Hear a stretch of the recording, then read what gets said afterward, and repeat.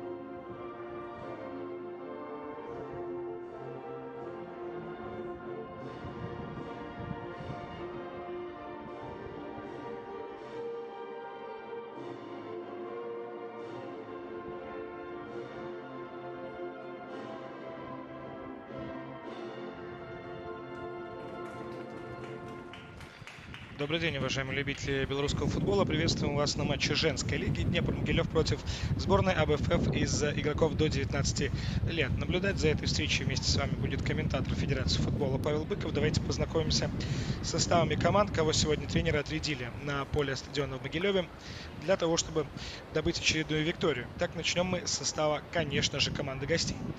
На последнем рубеже сегодня номер 1 Анна Залетова, далее полевые игроки по номерам. Номер 2 Анастасия Кунцевич, номер 3 Елизавета Гиба, 4 Дарья Кусик, 8 Полина Острейка, 9 Яна Домин, 12 Анастасия Евзрезова, 14 Дарья Маркова, 16 Мария Чинкина, номер 17 Анна Муха, 20 Дарья Макейчик, главный тренер Владимир Шиндиков. Теперь познакомимся с составом Днепра. В воротах играет номер 1 Мария Свиднович, далее полевые игроки по номерам. Номер 7 Виктория Барлюгова, 8 Любовь Гудченко, 9 Валерия Барбаренко, 10 Анна Денисенко, 11 Алина Конева, 13 Дарья Манюкова, 17 Алина Ситникова, 21 Зарина Капустина, 26 Кристина Смоловская, 27 Валентина Нижегородова, главный тренер Михаил Соболев. Ну и, конечно, вспомним о судейской бригаде, которая сегодня обслуживает данную встречу. Главный арбитр сегодняшней игры Павел Грицук. Помогают ему сегодня Павел Салтанович, Данила Флора и 4-й судья запасной Елена Коноплянникова. Все готово к старту игры. Напомню вам расположение турнирное указанных дружин. Днепр на данный момент находится на 4-й позиции, 24 балла заработано у этой команды. На 7-м месте расположилась сборная АБФФ, составленная из игроков до 19 лет, 11 баллов в запасе у этой дружины. Между ними расположились на 5-й позиции Зорка БДУ, на 6-й Бобруйчанка. Ну и здесь нужно отметить должное. Разница, наверное, такую можно провести некую грань между 5-м и 6-м местом, потому как у Зорки БДУ 22 набранных балла, ну а Бобруйчанки 13. Без малого в 2 раза разница. В принципе, можно поделить таким образом команды на верхнюю и нижнюю часть турнирной таблицы, поэтому пускай вас не вводит в заблуждение данные 2 строчки между Днепром и сборной Беларуси АБФФ до 19 лет, составлены из игроков. Все-таки разрыв определенно там имеется. И мы наблюдаем за очередной атакой.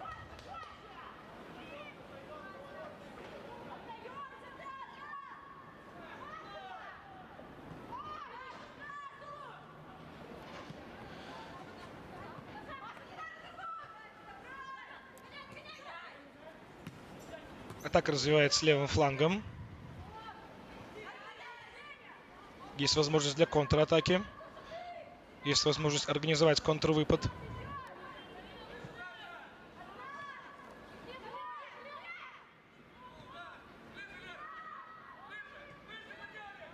И Евзрезова пыталась здесь угрожать, демонстрировать высокий прессинг, но в должной степени, наверное, этого все-таки не получилось.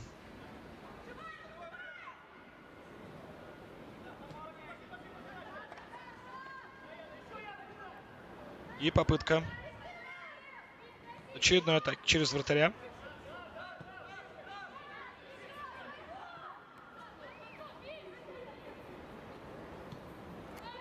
Правым флангом атакует Днепр.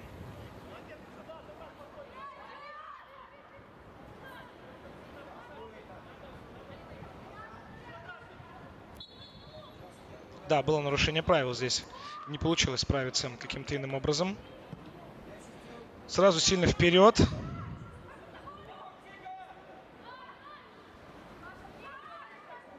Отличные действия в соло. И вот уже первый удар по воротам, довольно опасно. Мяч прошел рядом с воротами. Смотрим повтор этого игрового эпизода. Хорошие личные качества игровые демонстрирует. Ну и здесь тоже хороший удар. Могло получиться здесь у Днепра. Ну а на залет его вводит мяч в игру. Снова в атаке Днепр. Шанс для контратаки появился у АБФФ У-19.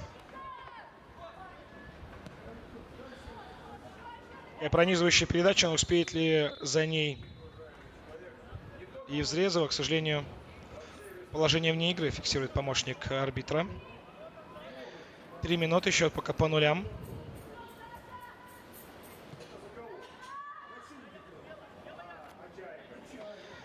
Но все только начинается. Днепр правым флангом.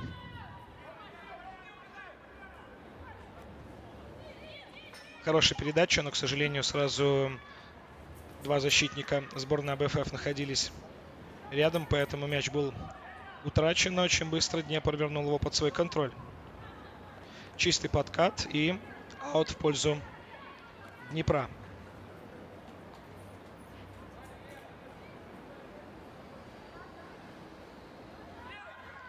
Судя по всему, будет сильный бросок сразу туда, в район вратарской. Ну, практически так и вышло. Здесь корпусом умело играет защитник АБФФ. Задумки неплохо, но здесь Капустина хорошо действует индивидуально. Хороший зрячий навес.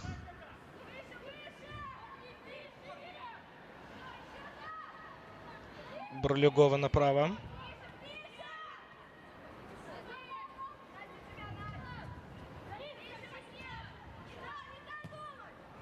Гудченко. Выдвигается вперед Евзрезова. Она сегодня на острие атаки. Но умело выходит из обороны в нападение игроки Днепра. Не очень точная передача. Мяч становится легкой добычей Анны Залетовой.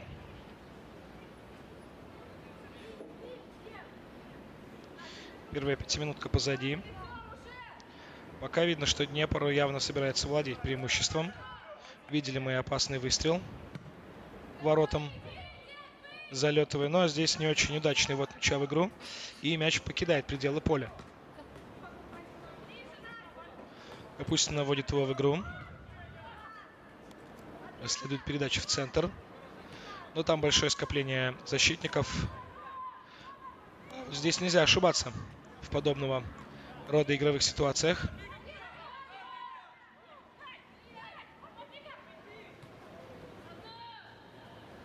Капустина продлевает передачу по левому флангу. И защитники гостей выносят мяч за лицевую линию. Мы увидим угловой на 6-й минуте.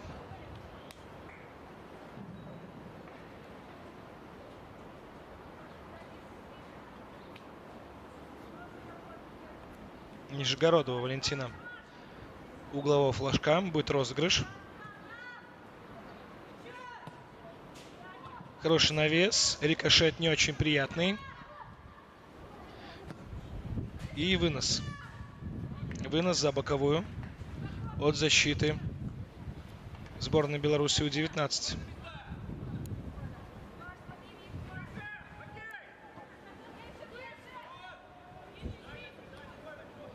Быстрый от мяча в игру.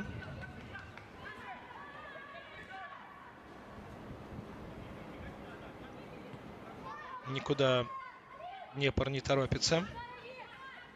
Понимают, что на их стороне. Ну а здесь, да, нарушение правил. Никак не получалось у Коневой освободиться из-под прессинга АБФФ. И стандартное положение. Каким оно будет? Будет ли это розыгрыш, либо подача в штрафную, мы скоро узнаем. Но пока шансов не так много у АБФФ У-19. Нужно пытаться выжать максимум из каждого игрового эпизода. И сейчас такая возможность им предоставляется. Есть навес. Капустину здесь обокрали, но очищает партнер по команде ее. Хорошие сольные действия можно отметить у Полины Острейко. Но мяч перехвачен.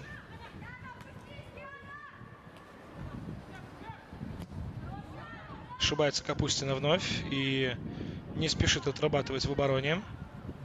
Команда АБФФ атакует. Неплохо сыграно в надежде на рывок.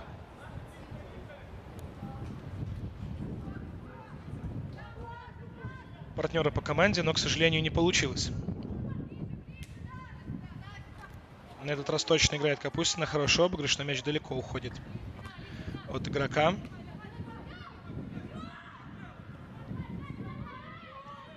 Можно отдавать в центр. Нужно бить Евзрезовой. Штанга спасает. Можно здесь добивать. Отличный выстрел от Анастасии Евзрезовой. Еще один. Только что штанга спасает Днепр от первого взятия ворот. Отмечаем отличную игру 13 номера. Ну и здесь передача, конечно, супер просто. Отлично сыграно. Повезло. Здесь Днепру везет.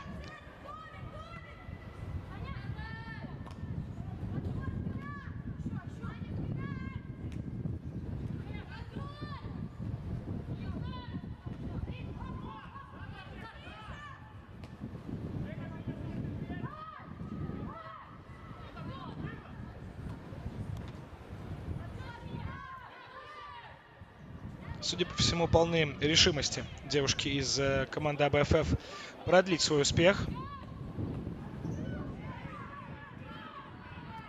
Дает играть арбитр. Не было здесь умышленной игры руками. Мяч просто попадает в руку защитнику. И поэтому главный арбитр встречи Павел Грицук продолжает игру. Воодушевились девчонки из сборной до 19 лет и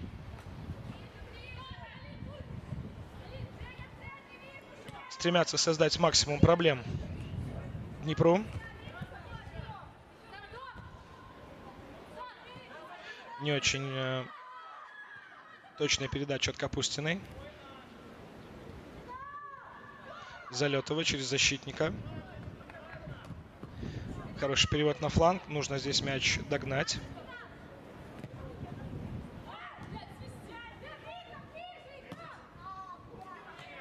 И мяч покидает пределы поля. Сыграно 10 минут встречи. Счет пока 0-0. Навязывает АБФФ борьбу Днепру. Как бы трудно не было. Присутствует где-то, конечно, и технический брак. Несколько раз видели мы, как не очень удачно Зарина Капустина сыграла. Хорошая передача, вот только некому было на нее откликнуться. И первый на мяче Анна Залетова.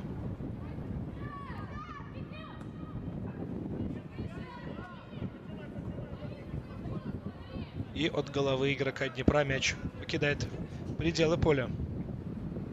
Аут в пользу АБФФ.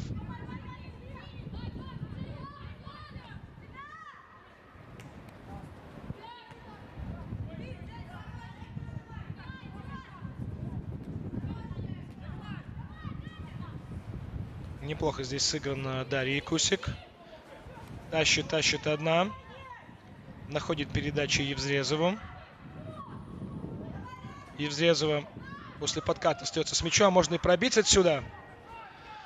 Так и действует Анастасия. Метит в ближний угол, но мяч попадает в защитника и покидает пределы поля. Угловой в пользу АБФФ. Возможно, не оптимальное решение игрового эпизода. Были варианты для передачи, но Хотела застать врасплох, судя по всему, Евзрезова свою визави и таким образом решила действовать. Можно бить. Вынос от защиты Днепра. Не очень точная передача. И бежит в контратаку команда из Могилева.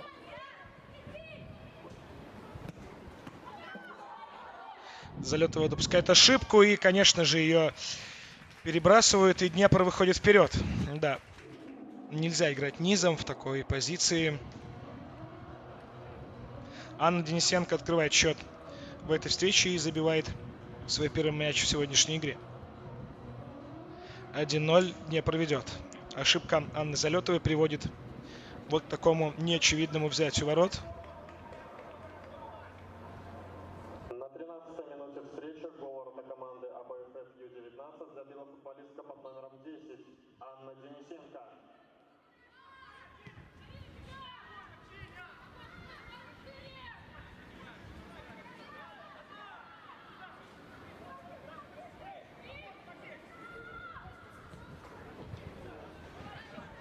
Посмотрим, как на пропущенный мяч отреагирует команда АБФФ. Были у них возможности для взятия ворот. Видели мы несколько интересных атак. Но пока атаки эти ни к чему не приводят. А хотелось бы. Капустина в центр. Хороший заброс, но здесь Залетова должна читать ситуацию, да, и забирать мяч в руки.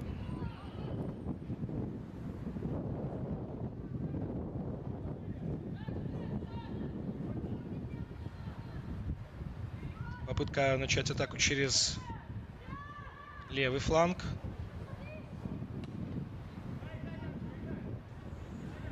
И на этот же фланг возвращает Залетова мяч. Правда, после не очень удачного приема мяч достается девушкам из Могилева.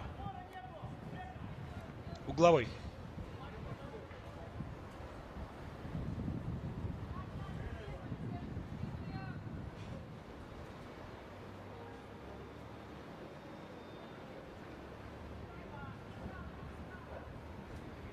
Очередной угловой. Право на угловой у команды хозяев. Напомню, на 13-й минуте Анна Денисенко после ошибки голкипера команды АБФФ У-19 открывает счет нашей встречи. Стандартный розыгрыш, мы такой уже наблюдали. Капустина! Немного не повезло здесь Зарине, промазала она по воротам, хотя шансы были. Очень неплохо ее увидели на дальней штанге. Шел до нее мяч, и вот сходу удар левой. Не точно. И еще один. А это все-таки, значит, от защитника мяч ушел. Прострел еще один угловой мы увидим. Днепр предпочитает, как видим, розыгрыш угловых вместо подачи. Ну и, в принципе, модель розыгрыша тоже нам уже ясна. Возможно, сейчас будет что-то из других заготовок. На 16-й минуте встречи, да, будет подача. В район 11-метровой. И снова на Капустину. Еще один удар. Еще один удар. И мяч проходит рядом с левой штангой ворот Анны Залетовой. На этот раз от ворот.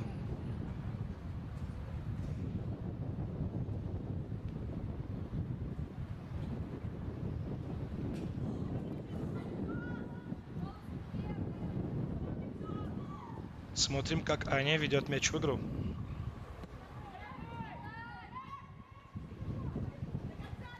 Уверенный ввод.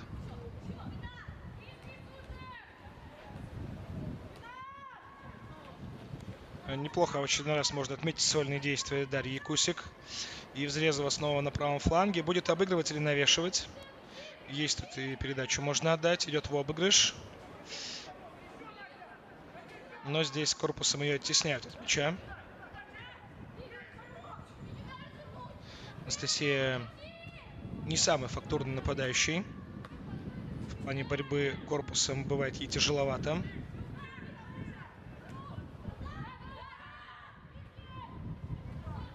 И развивается контратака в исполнении Днепра. Сразу двое игроков Днепра на фланге, но здесь уверенный подкат, и мяч оказывается за боковой, аут в пользу Днепра.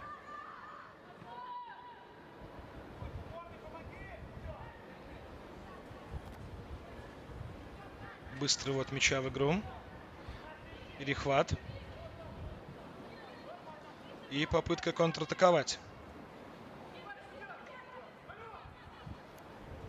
Евзрезова здесь непонятно, почему остановилась. Возможно, думала, что будет свисток судьи.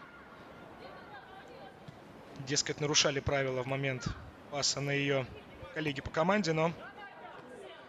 А вот и ответная ошибка. Чуть быстрее бы Насте действовать. 12-му номеру.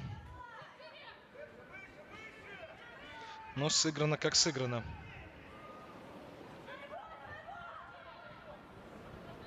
Развивается атака Днепра. Не точно. Перехват мяча в районе центра поля.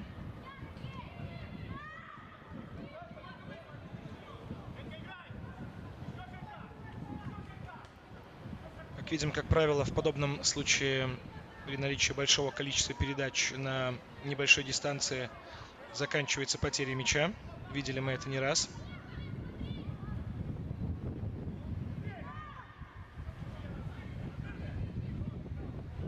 Ну а тем временем мяч покидает пределы поля. Счет пока 1-0. Днепр ведет в этой встрече. Если бы не ошибка голкипера, возможно, все было бы иначе, потому как были моменты подхода к воротам и у сборной Беларуси до 19 лет, БФФ У-19. Но пока вот такой у нас счет. Минимальное лидерство Днепра в домашней игре.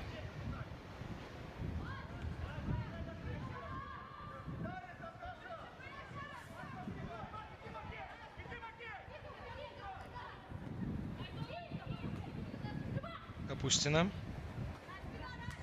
Неточная передача от Зарины.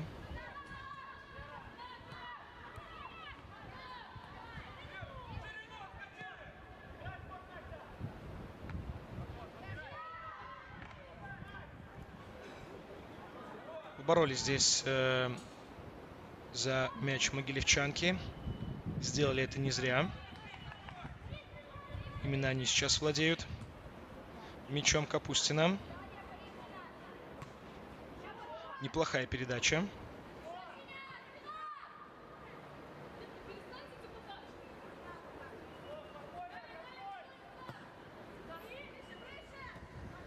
Сильно вперед, наверное, в расчете на рывок Евзрезовой, но здесь первой оказывается Мария Свидунович.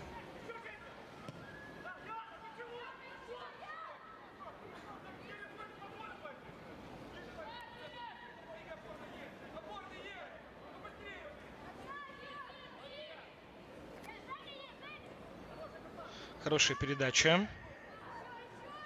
Не хватает скоростных качеств здесь Евзрезовой, конечно.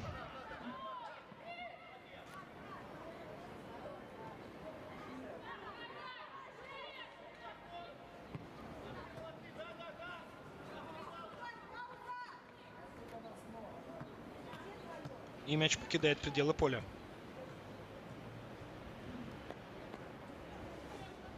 Из-за боковой ведут мяч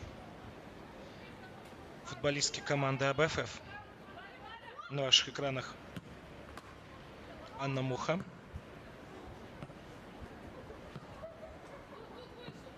Еще одна попытка для Ани.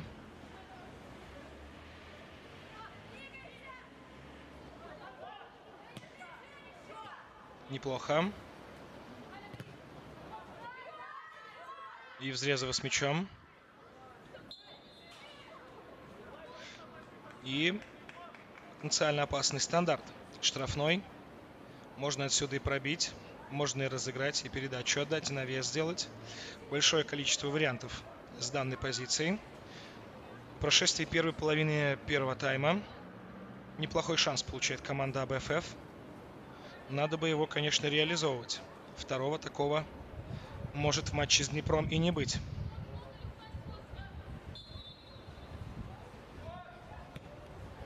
Стрейка навес.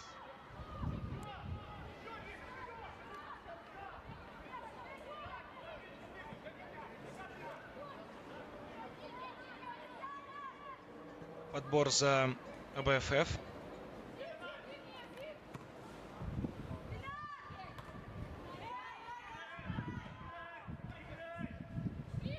Снова не очень уверенно действует Капустина.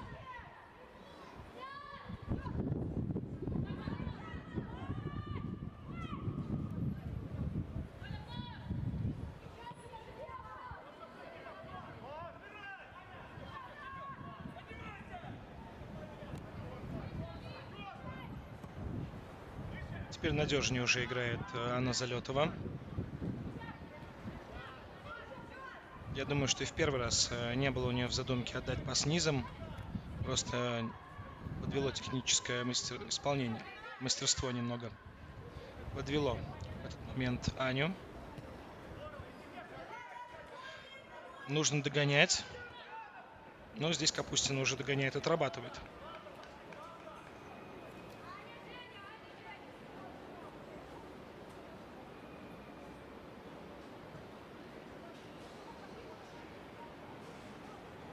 Двадцать 4-я минута встречи. Увидим мы угловой, судя по всему. Так и есть. Или аут. Нет, конечно, угловой. Еще один шанс для команды АБФФ. Полина Острейко. Навес на дальнюю.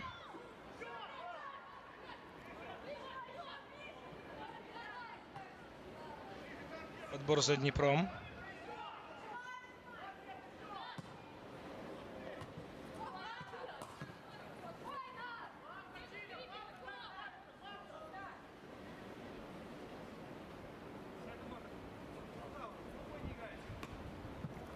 Аут в пользу АБФФ. Муха. Перебросила она случайно партнера по команде.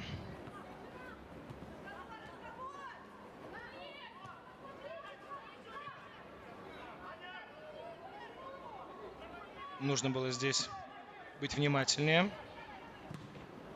Заблокирован выстрел нападающий Днепра. Однако Днепр продолжает владеть мячом.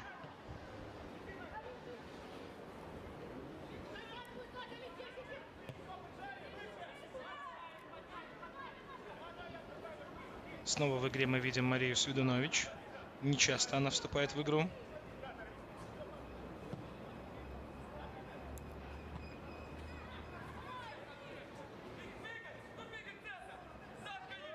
Сильно за центральный круг отправляет Мария мяч. И там цепляются за него нападающие Днепра. Неточно сыграно Залетовой.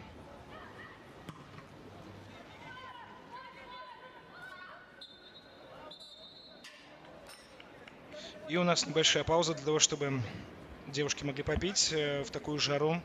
Конечно, надо сохранять водный баланс.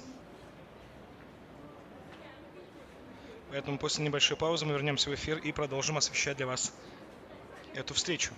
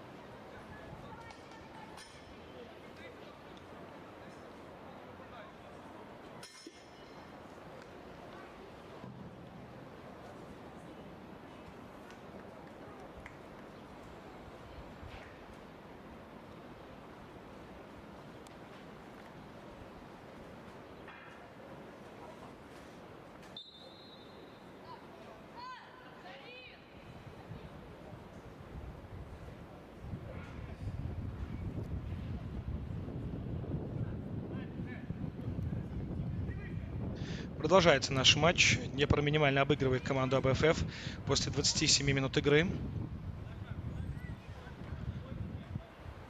Не могу назвать гол логичным, не могу сказать, что он назревал. Исключительно ошибка голкипера привела к этому взятию ворот. АБФ со своей стороны, АБФ выглядит довольно уверенно. Есть интересные атаки, подходы к воротам. Но чего-то пока не хватает в реализации. В любом случае игра смотрится вполне равная.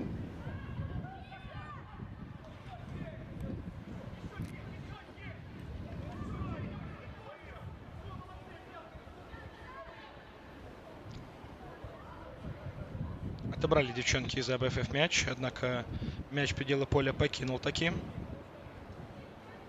Аут в пользу команды АБФ.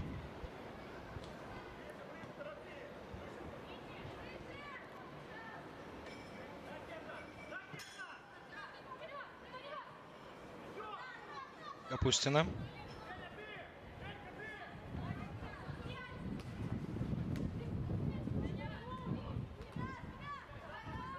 И шанс на неплохую контратаку. Отличная передача по задумке, но не удалось правильно исполнить.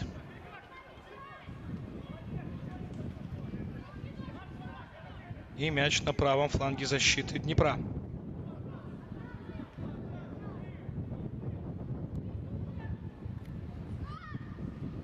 Без малого треть игры у нас уже позади. Сыграно практически полчаса в нашей встрече. Счет пока 1-0.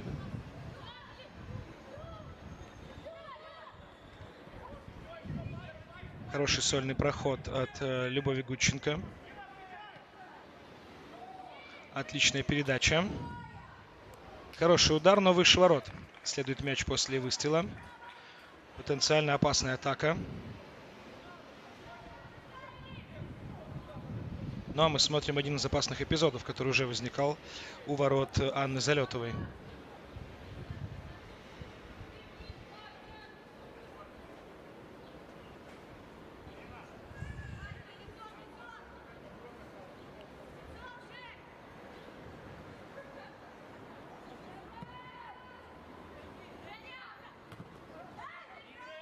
Продолжается игра. 3 в 3. Отличная атака. Есть поддержка еще и с правого фланга. Нужно было раньше, наверное, сделать эту передачу. Не сближаться с двумя центрдефами.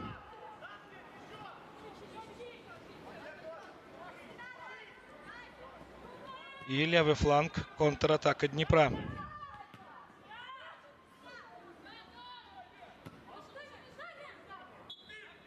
Покидает мяч пределы поля. Быстрый ввод из-за боковой.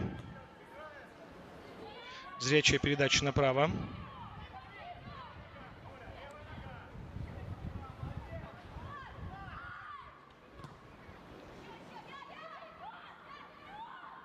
И здесь уверенно выдвигается на мяч голкипер АБФ. Анна Залетова на ваших экранах. Ищет возможность для введения мяча в игру.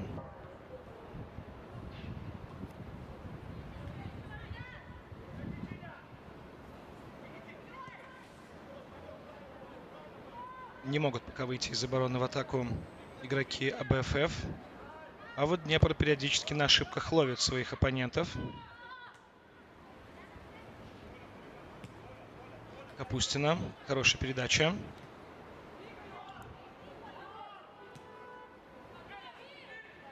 Можно и пробить отсюда. Очень неточно. Неточно получается выстрел у, по-моему, это Гудченко. И пока все так же 1-0. Хотя, наверное, логичнее по игре было бы сказать, что результат ничейный, но, как часто бывает, одна ошибка приводит к печальным последствиям. Так и здесь.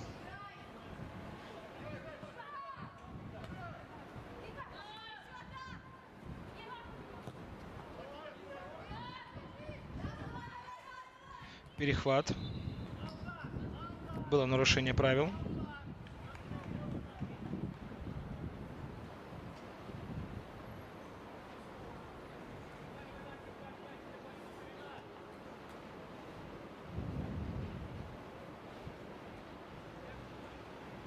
Ждем, когда Анастасия Кунцевич ведет мяч в игру.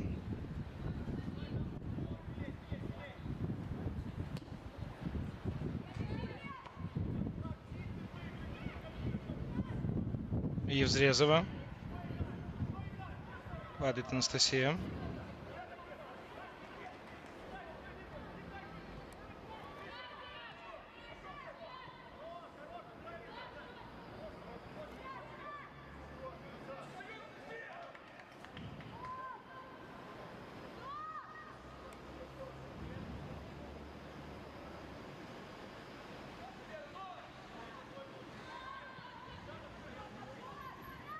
Перехват от АБФФ. Мяч на левом фланге.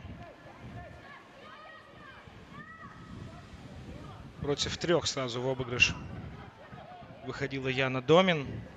Действовала интересно, вроде бы и правильно, но тяжело, конечно, когда вокруг тебя такое количество противников, выйти победительницей из подобного противоборства. Но Яна попыталась, сделала это эффектно. Практически у нее все получилось, без малого. Отметим успешную игру Яны Домин в данном эпизоде.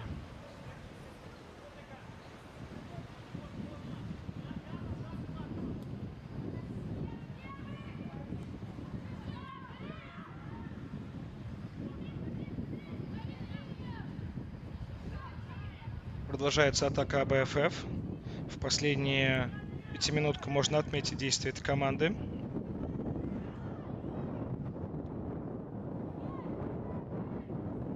Капустина обыгрывает здесь Зарину. Нужен навес. Уверенные действия Марии Свидунович. Мяч у нее в руках.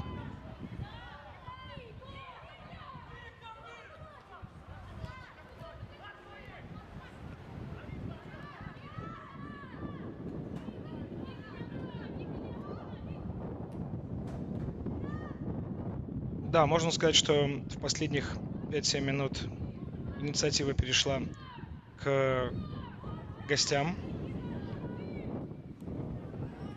Уверенный отбор. Своевременная передача.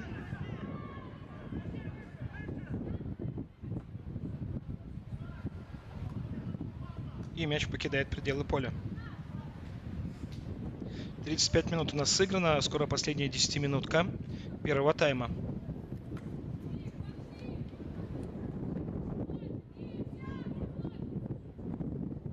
Анна Муха.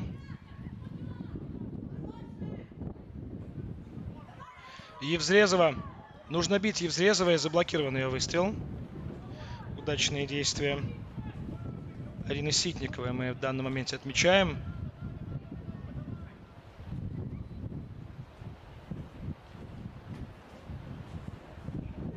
Тяжело Евзрезовой на острие атаки. Не самый большой технический арсенал у данного форварда. Не самая большая скорость. И антропометрические данные довольно скромные. Поэтому боюсь, что процент выигранных единоборств явно будет не в пользу Анастасии. Ну а здесь все правильно понимала свою роль десятка. Понимала, что, окажись она там, это было бы положение вне игры.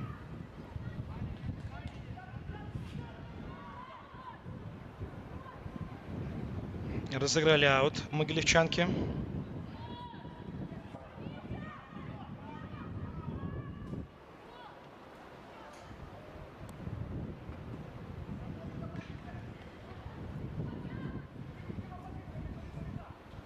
Попытка быстро разыграть еще один аут. Удается.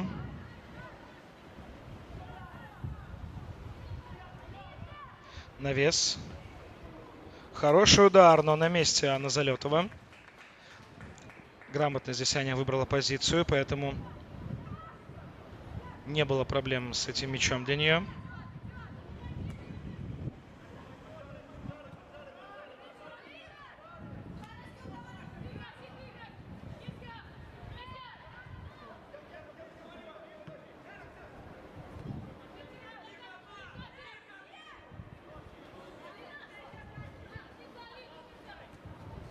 Капустина.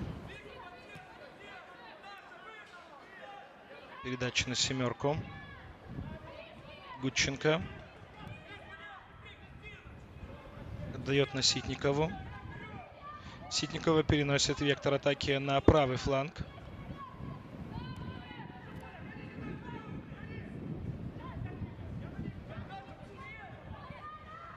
Не дают здесь развернуться.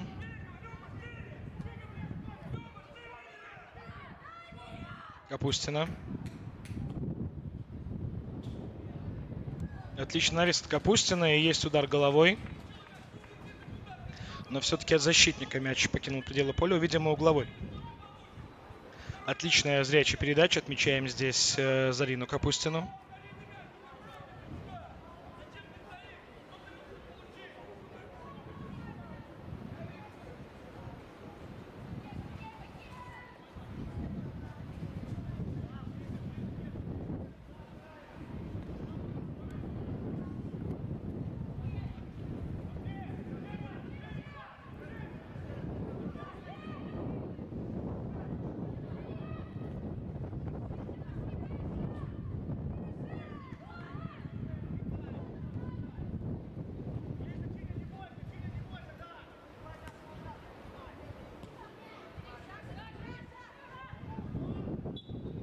Нарушение правил. Слышим мы свисток Павла Грицука.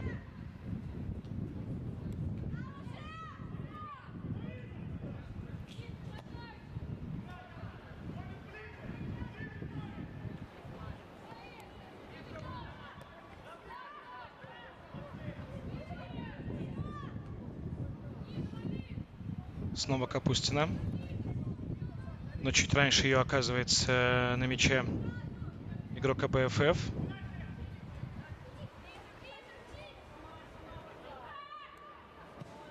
Отличный удар, но рядом со штангой проходит мяч.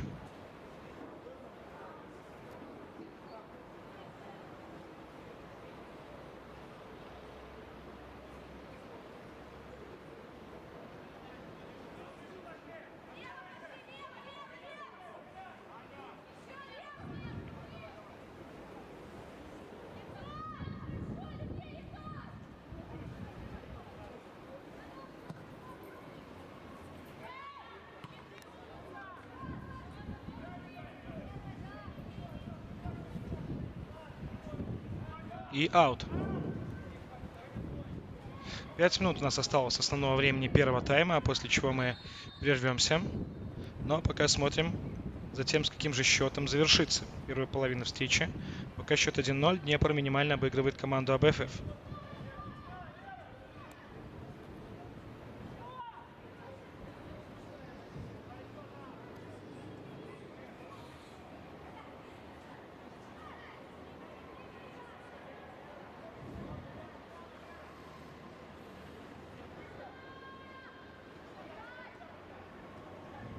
Много событий, много передач на левом фланге обороны АБФФ и шанс для контратаки.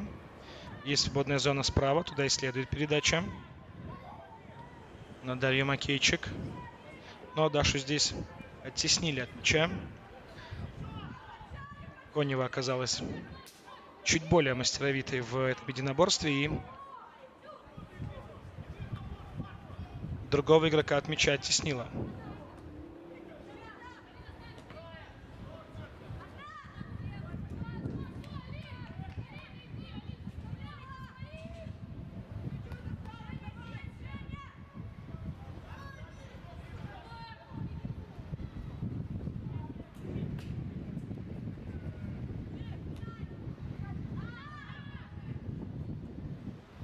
Пытаются атаковать, контратаковать команда АБФФ. Хотелось бы им сравнять счет еще в первой половине встречи. Гол в раздевалку забить, так называемый.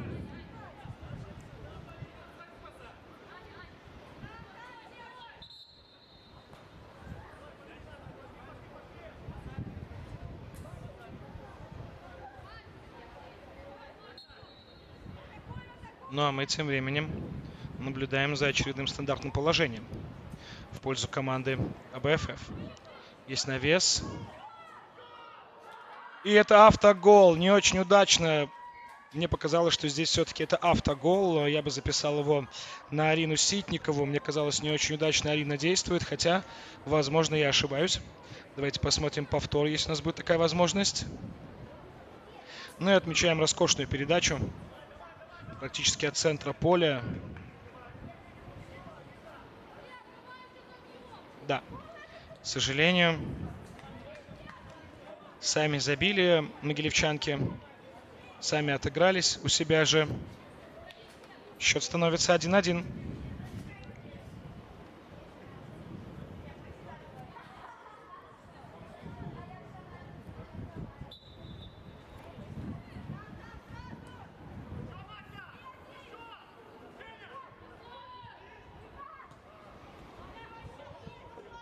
И тут же контрвыпад от Днепра.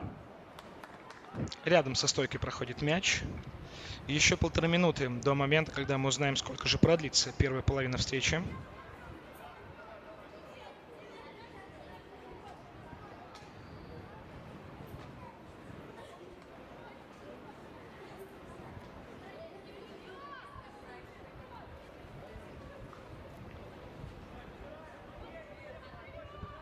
Залетова сильно вперед.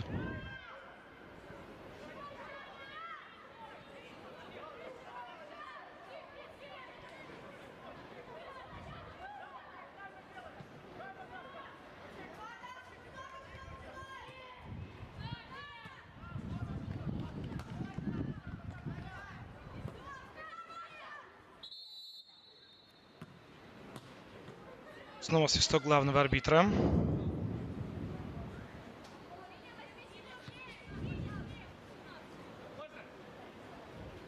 Капустина.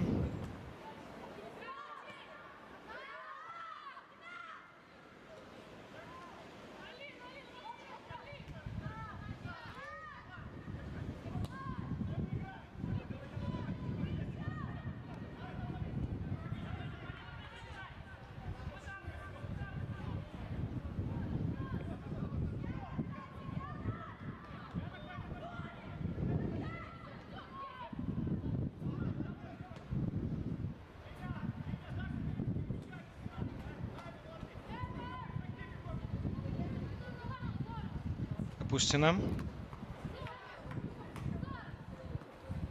К сожалению, не увидел я, сколько времени у нас будет компенсировано к первому тайму.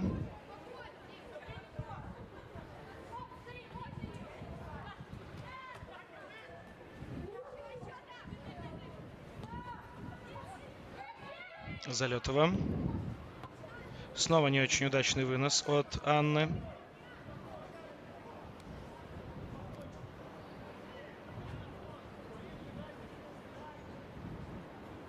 И мяч у нее в руках.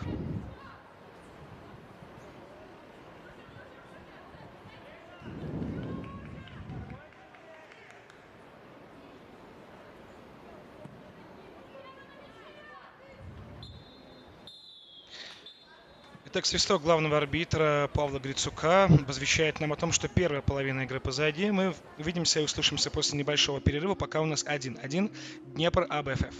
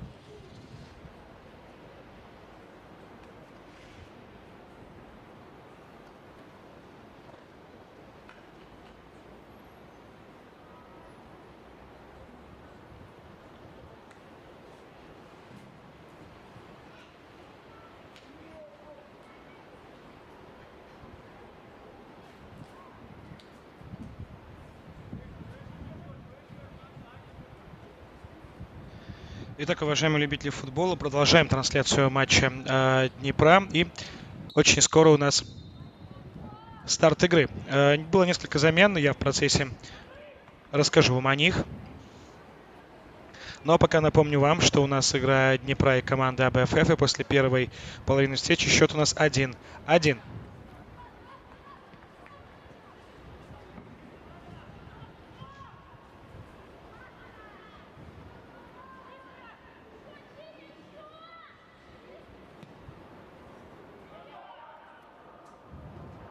В составе команды АБФФ Ю-19 произведена двойная замена. Поле покинули футболистка под номером 1 Анна Залетова и футболистка под номером 13 Анастасия Евзрезова. Вместо них на поле появились футболистка под номером 12 Мария Толстая и футболистка под номером 7 Татьяна Нестюкович. Итак, еще раз проговорю замены, которые только что объявила диктор. К сожалению, Анна Залетова после первого тайма покинула поле. Вместо нее появилась Мария Толстая. Именно она теперь заняла свое место в воротах. Ну и Анастасия Евзрезова, давайте признаем честно, у Насти не во всем шла игра по старту встречи. Где-то не хватало, конечно же, ей, может быть, скоростных данных, может быть, антропометрических. Но, на мой взгляд, замена Евзрезовой вполне себе оправдана в данном случае. Вместо нее на поле появилась Татьяна Нестюкович под 7 номером.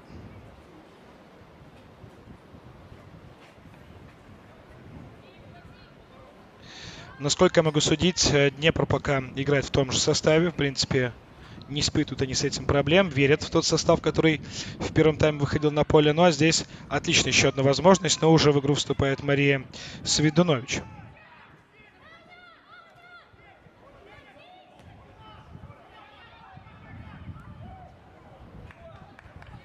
Ну а теперь видим мы, как вступает в игру Мария Толстая, 12 номер.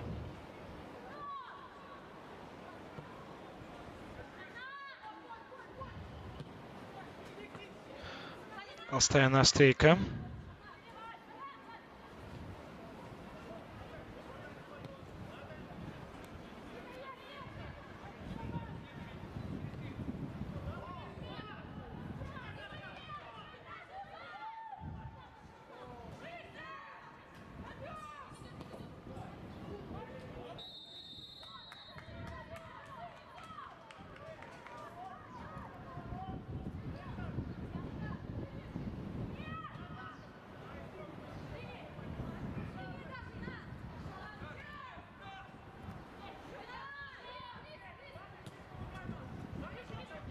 Передача по флангу.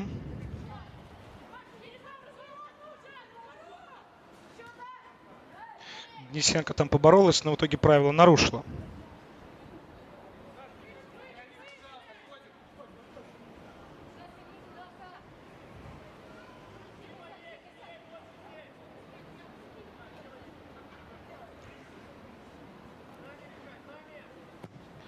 Видели мы уже подобные забросы, знаем, чем они опасны. Не получилось здесь прорваться через оборону Днепра нападающей команды АБФФ. Но здесь сольные действия отмечаем со стороны игроков Днепра.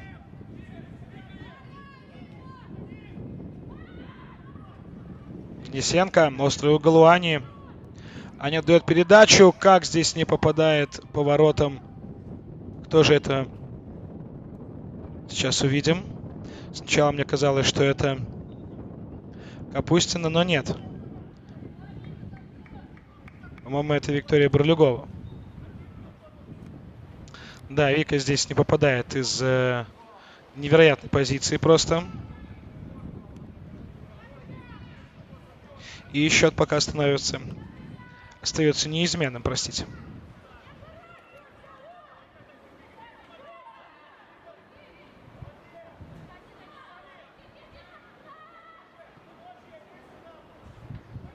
Кстати, Мария Толстая является одним из новичков команды, как и Елизавета Гиба. В прошлом они защищали цвета футбольного клуба «Минск», но, насколько мне известно, сейчас Минск все больше смотрит в сторону легионеров. И именно на эти позиции, в том числе, будут рассмотрены, ну, по мнению руководства клуба, более сильные легионеры. Здесь стоит отметить, что, мне кажется, для Владимира Шиндикова очень удачное приобретение, что Толстая, что Гиба. Будем надеяться и верить, что девушки смогут раскрыться под руководством Шиндикова и доказать футбольному клубу Минск и, конечно же, самим себе, что они из плеяды тех игроков, которые нужны любой команде. Неважно, есть ли у нее медальные амбиции.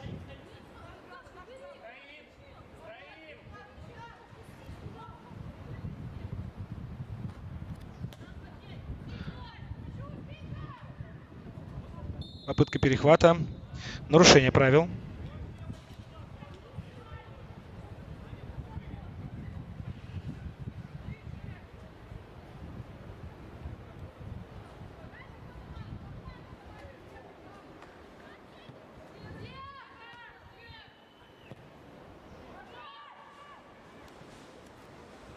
На месте Мария Свидунович. В принципе, футбольный клуб Минск, насколько я знаю, данное расставание с Гибой и Толстой связано с тем, что команда готовится к выступлению в Еврокубках, естественно, усиливается. Но и вот те позиции, которые, по мнению руководства ФК Минск, нужно было усиливать. Как бы там ни было, уверен, что ко двору Владимира Шиндикова явно девушки подойдут. 52-я минута встречи. Счет все так же у нас 1-1.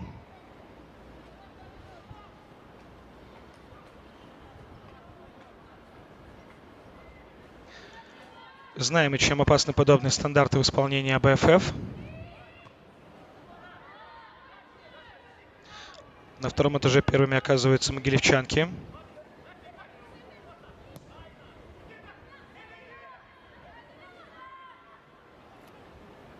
И вновь в игре Свидунович, хотя мы не так часто вспоминали ее по тайму первому. За 7 минут второго тайма очень часто всплывает фамилия голкипера Днепра.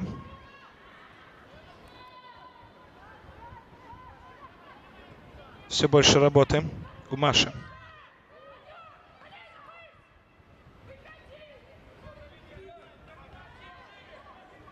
И в очередной раз мы видим, как Свидунович вступает в игру. Передача на Ситникову. Ситниковой помогает Смоловская. И Смоловская зарабатывает аут для своей команды.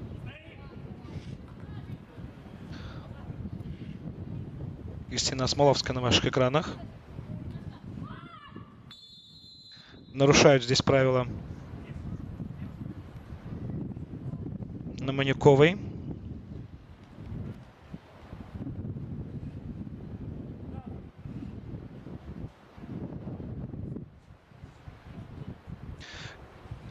Видимо, что очень больно восьмерке.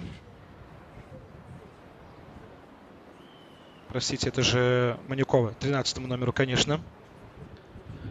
Будем надеяться, что эта юная леди сможет продолжить игру, но пока видим, как медицинская помощь ей оказывается за пределами поля.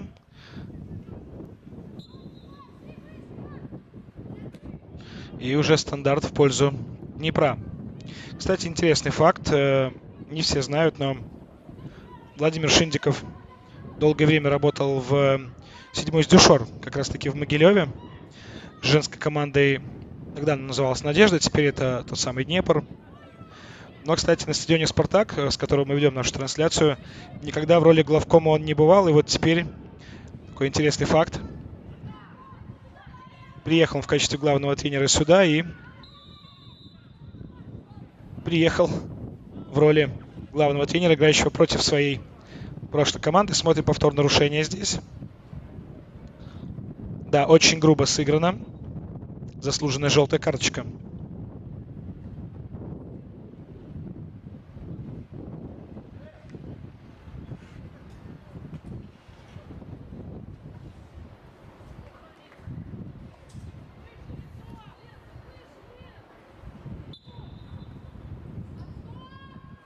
Снова стандарты.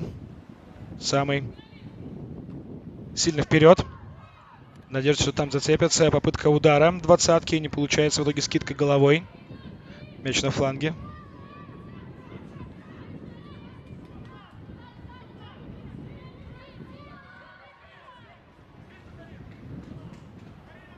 Ну, вы знаете, хотелось бы, наверное, вспомнить, учитывая, что сейчас мы видим явно равную игру, как прошел прошлый матч данных команд. Отличная возможность. Смотрим эту атаку.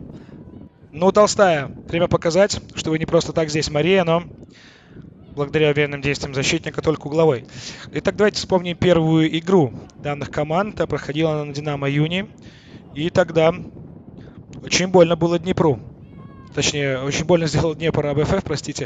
7-0. Днепр одержал тогда верх. Отметились тогда Любовь Гудченко, Яна Артишевская, Анна Денисенко, которая сегодня тоже уже забивала. Яна Артишевская даже дважды отличилась, записала дубль на свой счет. Алина Конева, Виктория Барлюгова и Любовь Гудченко также дважды горчила тогда голкипера команды АБФ. Ну что ж, прогресс, я думаю, налицо. Отличный выстрел. Ой, как технично, как красиво. Хотела здесь сыграть нападающая. Давайте посмотрим. Истинно замечательный момент. Красивейшая попытка забить гол. Давайте посмотрим. И исполнено красиво, исполнено круто. Смотрите. Совсем рядышком. Боюсь, что здесь даже опытная Мария Толстая не смогла бы помочь своей команде. 3-4. Контратака от АБФ. Не очень уверенное забегание от Нестюкович. Как-то так она не вправо забирала, а оставалась закрытой защитником. Следовала параллельным курсом с ней. Поэтому, возможно, передача и не могла проследовать в ту зону. Хороший отбор. Однако увидел там нарушение правил Павел Грицук. И Елизавета Гиба, та самая, которая еще недавно защищала цвета футбольного клуба Минска, уже находится, как видите, на поле за АБФ. Более того, находится на этом поле с капитанской повязкой.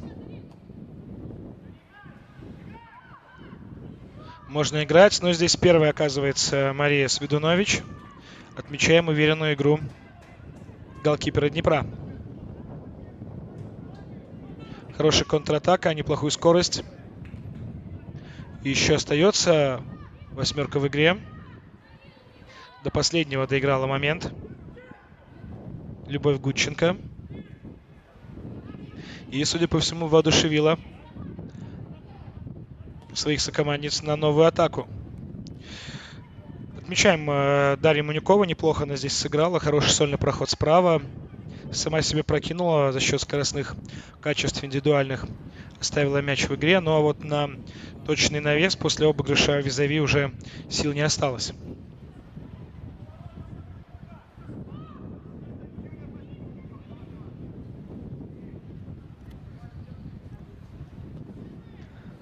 Толстая вводит мяч в игру.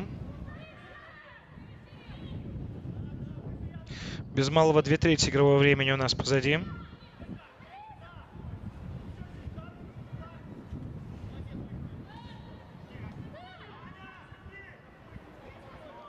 Кстати, вспоминая о Яне Артишевской, которая дважды отличилась в прошлой встрече, сегодня она, к сожалению, не может помочь своей команде по той причине, что находится она сейчас в лазарете.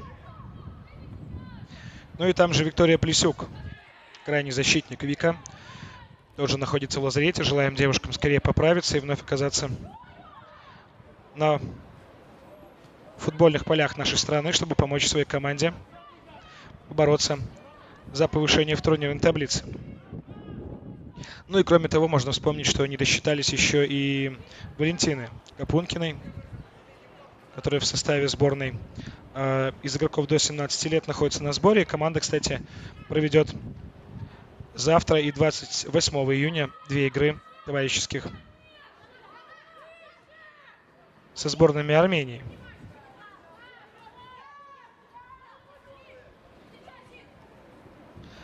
Ну а мы наблюдаем за контратакой. 2 в 4. Отмечаем уверенные действия Ситниковой.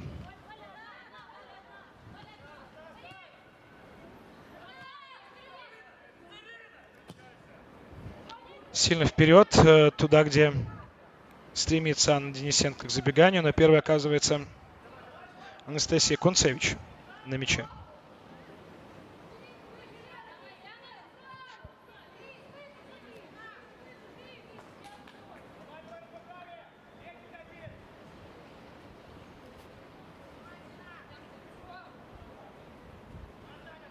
Аут в пользу Днепра.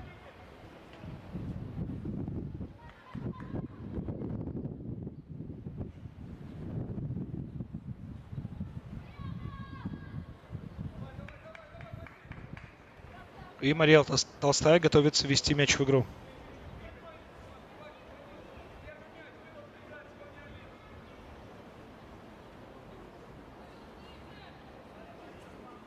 Толстая вводит мяч в игру. И первый мяч оказывается футболистки АБФФ.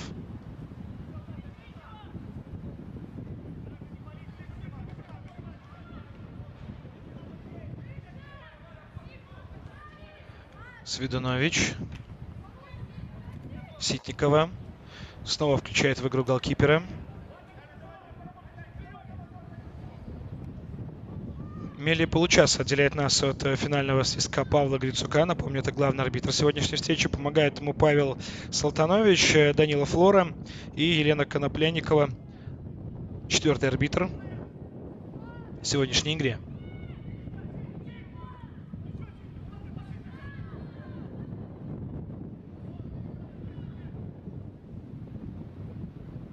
Атака правым флангом. Свежая Нестюкович. Есть прострел, но, к сожалению, некому на него откликнуться.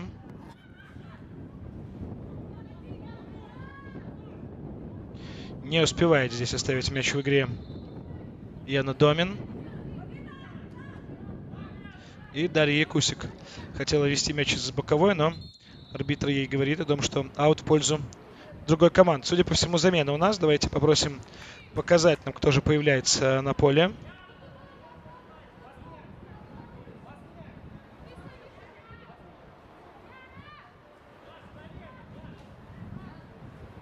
Или пока только показалось мне, что будет замена. Нет, все-таки замена. Поле покинула футболистка под номером 8 Полина Острейка. Вместо нее на поле появилась футболистка под номером 21 Елизавета Лобко. Итак, Полина Острейка покидает нас. 21 номер Елизавета Лобко включается в игру. Пожелаем удачи Лизе.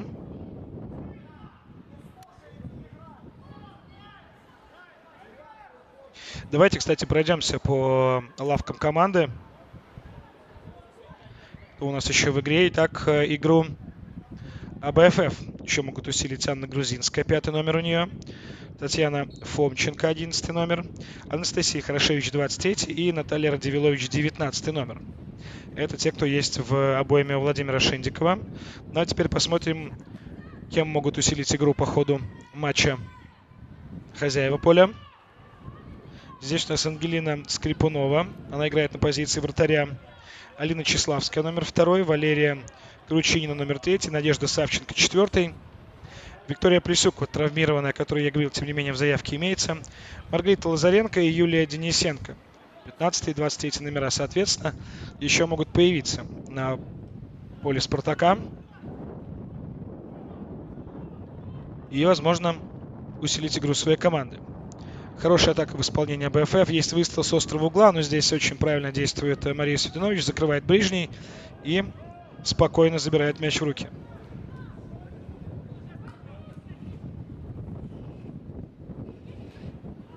Атака Днепра. Здесь, наверное, чуть бы раньше стартовать за мячом Валерии Барбаренко. Возможно, подустала немножко Лера.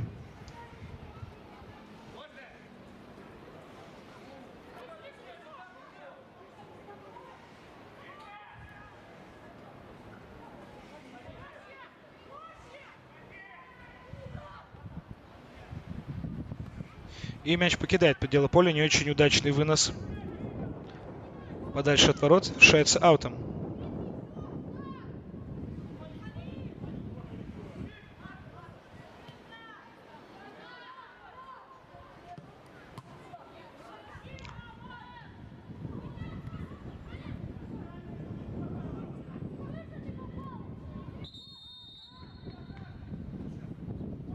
Желтая карточка для 27 номера. Валентина Нижегородова получает желтую карточку.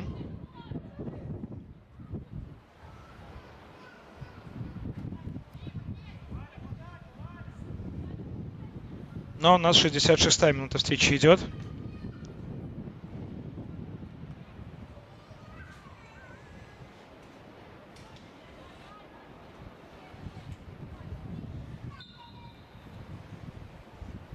И угловой в пользу Днепра. Счет 1-1. Чаша весов может склониться в любую сторону, в любое мгновение. Здесь показалось, что помешали друг другу Смоловская и Нижегородова. Кристина пыталась сыграть головой, а Валентина ожидала, что получится удачно подстроиться под мяч, нанести удар сходу ногой. Но не получилось ни там, ни там.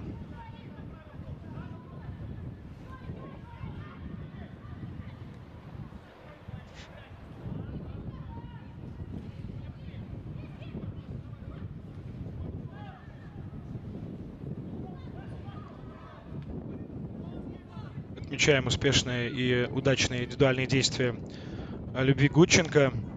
Очень заметно сегодня в матче. Многое получается, огромное количество работы проделывает по доставке мяча из средней линии туда, на первый край атаки.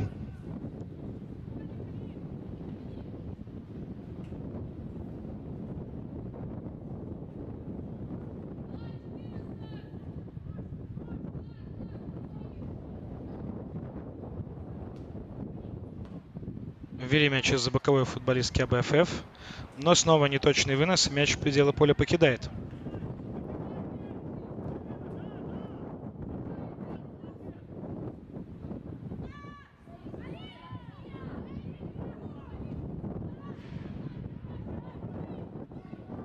Атака левым флангом. Неплохо. Сразу двое игроков остаются в отыгранном состоянии. Можно и пробить. Отличный навес.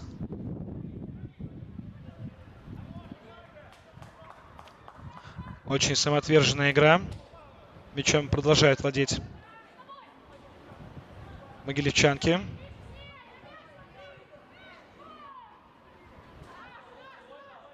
Хорошо здесь Барбаренко поборолась. Угловой заработала. Половина второго тайма позади. Счет все так же 1-1. Пока без изменений. Стандартное положение в пользу Днепра. Навес в районе 11-метровый. Снимают мяч с удара футболистки АБФФ. Да, здесь явное нарушение правил. Еще одна желтая карточка и удаление. Судя по всему. Да. Всего доброго, говорим мы Валерии Барбаренко. Вторая желтая карточка становится для нее красной.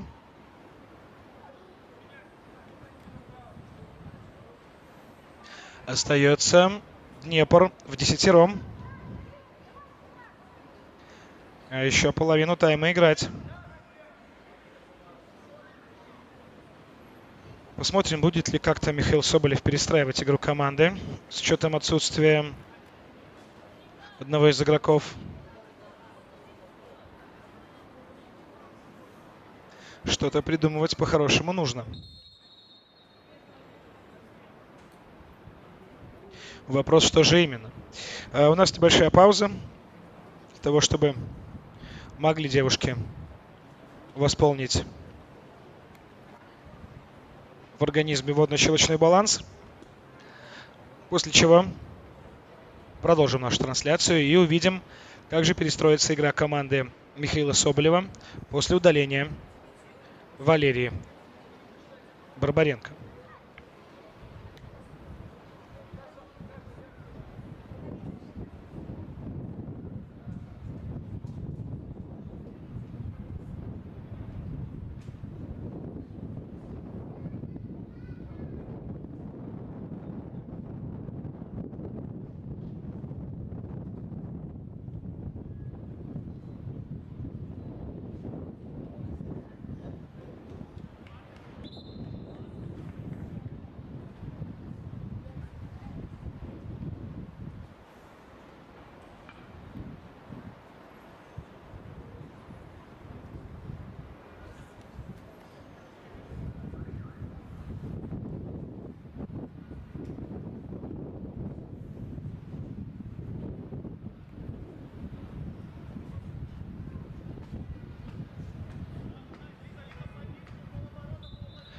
Готовы продолжить игру.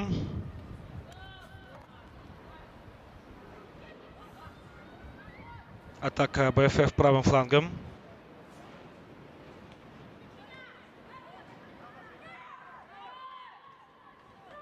Можно играть, говорит Павел Грицук. Еще одну желтую карточку мы увидим. На этот раз удостоится ее Елизавета Гиба.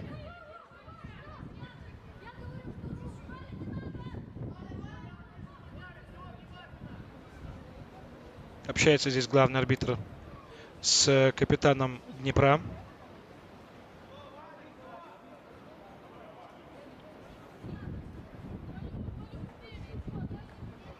Будем надеяться, что нашли они с Валентиной Нижегородовой общий язык.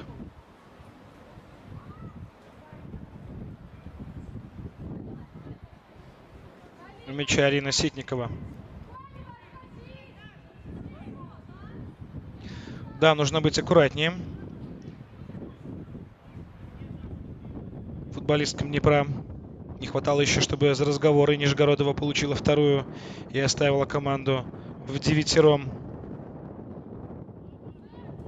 Это вообще было бы смерти подобно. Остается здесь Ситниковой.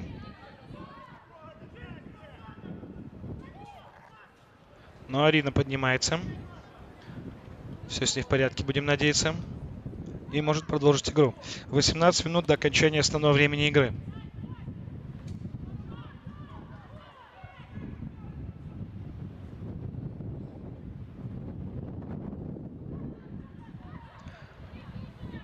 Хорошая передача по правому флангу. Именно футболистка АБФФ здесь будет первой. Нарушение правил. И это желтая карточка. Очередная. Кому она достается? Снова пытается что-то доказать главному арбитру, но я думаю, что доказывать здесь ничего не нужно. Нарушение правил очевидное. И увидим еще одно стандартное положение. Довольно опасное, кстати. Мне показалось, что это Дарья Манюковой как раз. Предъявили сейчас желтую карточку, могу ошибаться, но, по-моему, это Даша.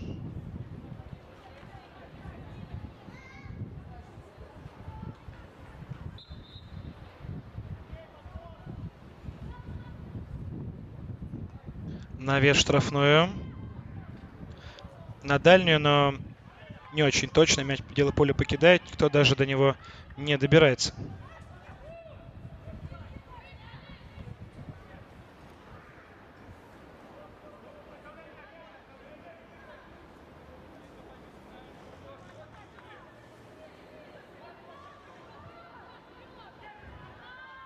Ввели мяч из аута. Могилевчанки. Сразу двое осталось позади. Хорошая передача. 2 в 2. Изумительный подкат в исполнении защиты АБФФ.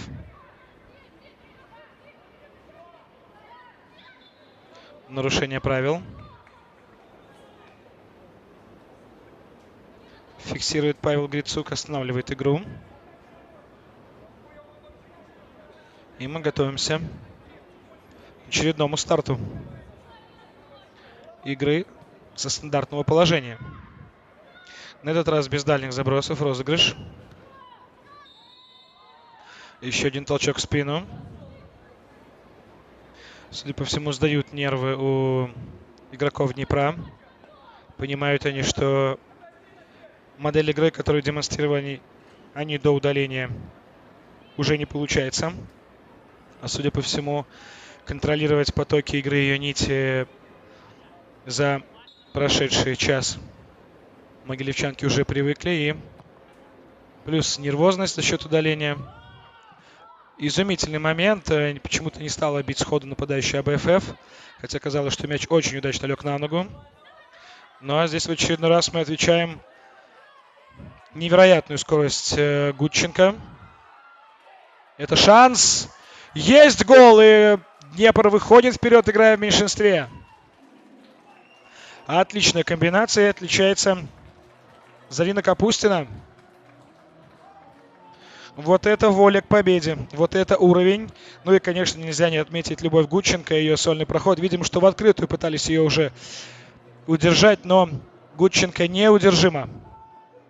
Ну и Капустина все сделала правильно, приняла, посмотрела и обыграла Марию Толстую.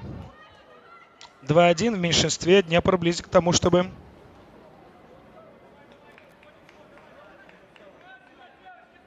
одержать победу. Да, прошу меня извинить, получил я информацию от нашего оператора, что Конева получила тогда желтую карточку. Если помните, был эпизод на правом фланге, не Манюкова. Поэтому желтая карточка у Алины Коневой. Еще один, нет положения вне игры. И уже самостоятельно Гудченко забивает третий. Невероятно. Невероятная Любовь Гудченко. Не знаю, откуда столько сил у нее.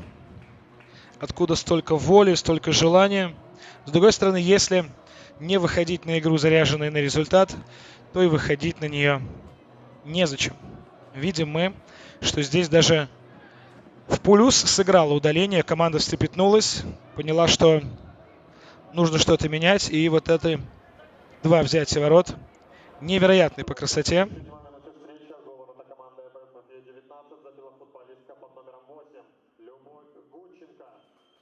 Хороша Любовь Гудченко. Догоняет и вколачивает мяч в сетку ворот. Видимо, что почему-то она покидает пределы поля вместе с медиками. Будем надеяться, что все у нее нормально.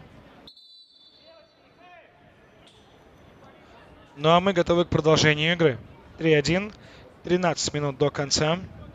Мне кажется, на таком кураже Днепр уже не остановить.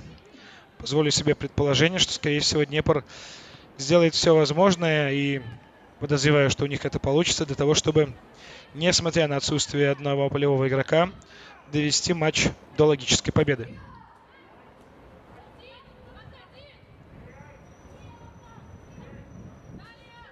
Атака АБФФ.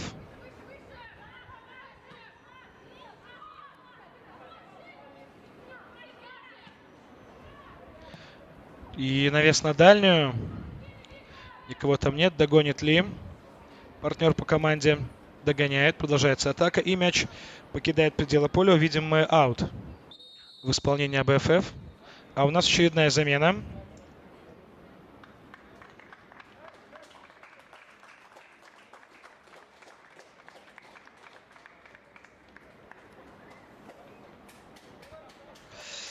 Виктория Борлюгова покидает поле. Ждем, пока на поле покинет.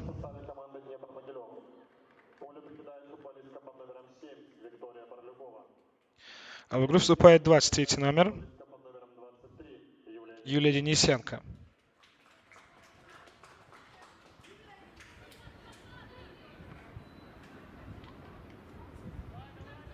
Угловой. 79-я минута встречи. Ну, забей сейчас АБФФ. Конечно, это добавит интереса в последнюю 10-минутку. Это будет интересно. Но для начала нужно отквитать хотя бы один. А там уже думать о дальнейшем. Ну и не пропустить, само собой. Видим мы, что Днепр, имея таких исполнителей в своем составе, конечно, демонстрирует очень и очень качественную игру.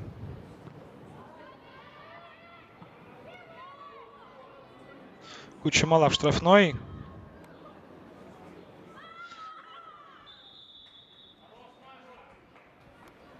Нарушение правил в атаке, видим мы, со стороны АБФФ. Сложно что-то разобрать, потому как просто все игроки на носовом платке 2 на 2 буквально.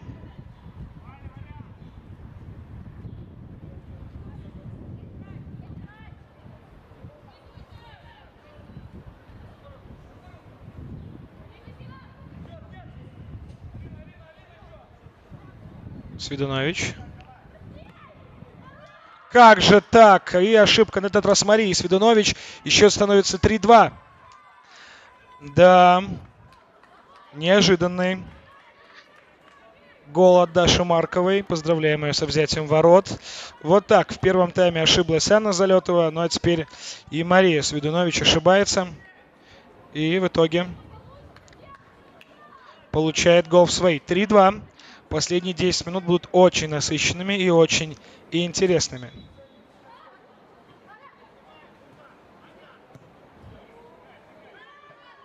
Сразу вперед, там где Гудченко. В расчете на своего Джокера, на восьмерку. Но пока у нас 3-2.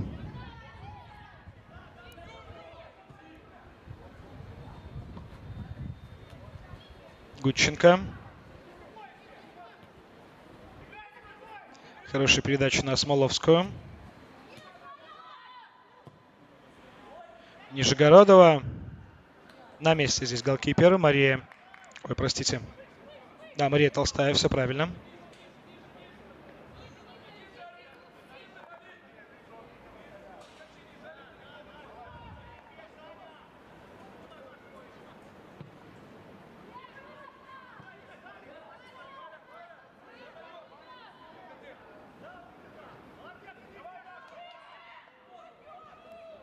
Но теперь уже Мария Свидунович увереннее действует. Наверняка чувствует Маша ответственность за данный эпизод. Нельзя, конечно, так ошибаться, тем более, когда команда находится в меньшинстве, хоть и выигрывает.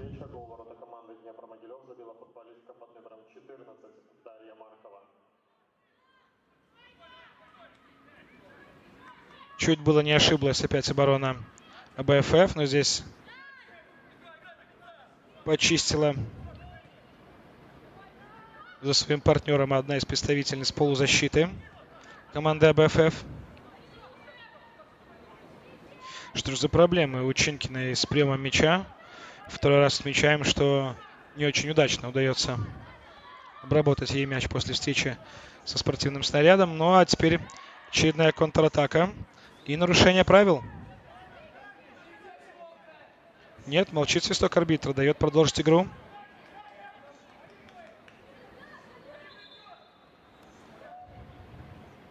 Нет, все-таки останавливается игра, нужна там помощь футболистки команды АБФФ.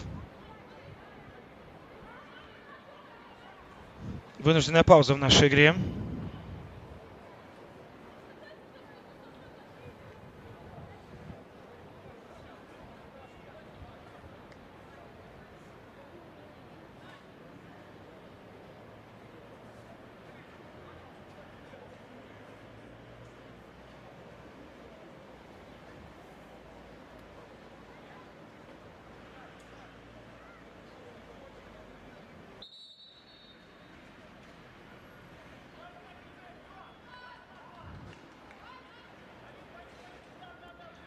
Ждем начала продолжения матча. Будем надеяться, что без травмы обойдется и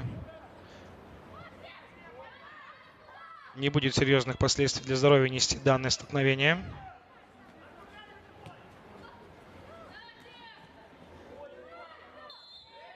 Нарушение правил здесь, конечно же, на Гудченко. И нечего спорить, не права здесь игрок АБФФ. И опасное стандартное положение. Могут забить еще один могилевчанки и точно снять все вопросы по игре.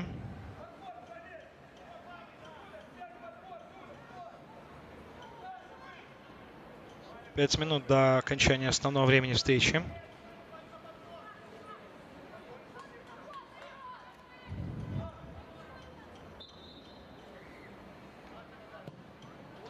Хороший выстрел, но выше ворот мяч проходит. Неожиданное, наверное, решение.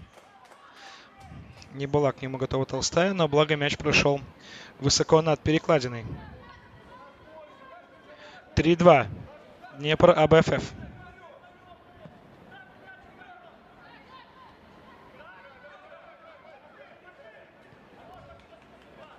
На отбой играет защита Днепра. Им всего-то 5 минут продержаться. И 3 очка у вас в кармане. уважаемые могилевчанки. Но АБФФ смиряться явно с этим положением дела не собирается. Ввиду чего видим мы финальный штурм ворот.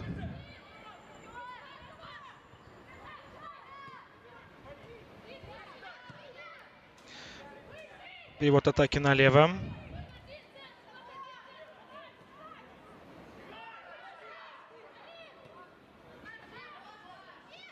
И вновь в атаке АБФФ. Хороший перевод направо. Нет положения вне игры. А нет, все-таки есть. Казалось мне, что тоже должен был, наверное, Лайсман зажечь положение вне игры. Однако чуть позже он это сделал, выждал момент. Вот и мне казалось, что имеет там место быть положение вне игры. 87-я минута. Все ближе Днепр к тому, чтобы держать победу в меньшинстве.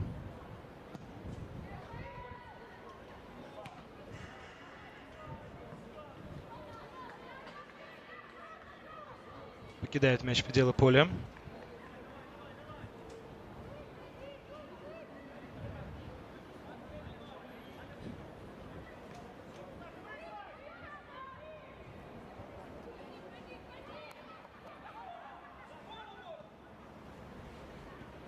И вновь в надежде на то, что зацепится впереди нападающий и разовьет атаку. Очень много передач. Только вперед в направлении. Хороша здесь Гудченко была готова откликнуться на передачу, но прочитала эту ситуацию Мария Толстая и удачно сыграла на выходе. 3 в 4. Атака АБФФ. Уже 3 в 5.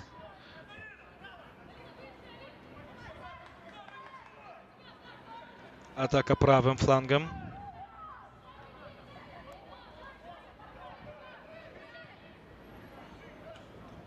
Не точно. Пределы поля мяч покидает. 88-я минута времени. Все ближе и ближе финальный свисток Павла Грицука, который возвестит нам, скорее всего, о победе Днепра. Но еще есть время у команды АБФФ для того, чтобы восстановить статус-кво и ворваться в игру.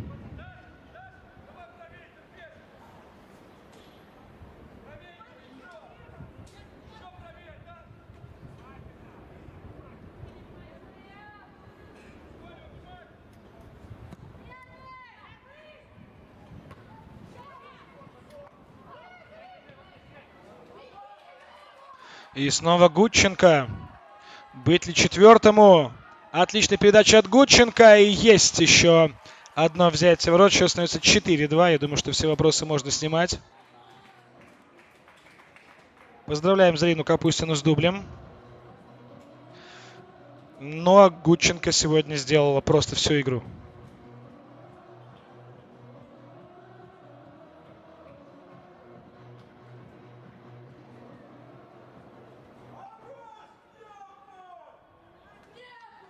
И это 4-2.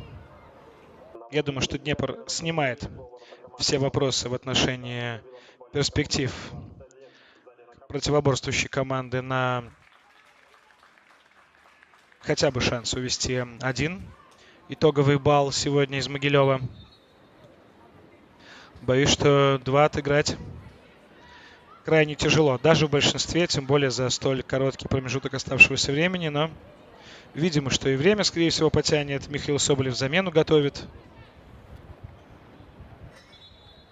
Да, так и есть.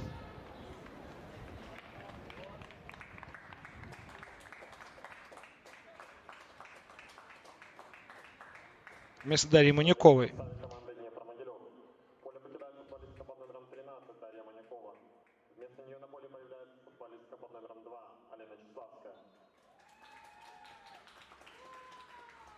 Такая тактическая замена. Ну а здесь нарушение правил.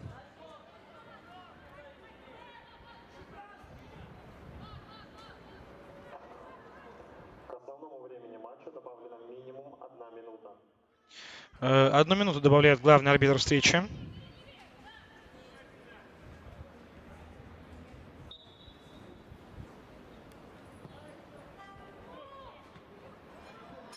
Не получается пока.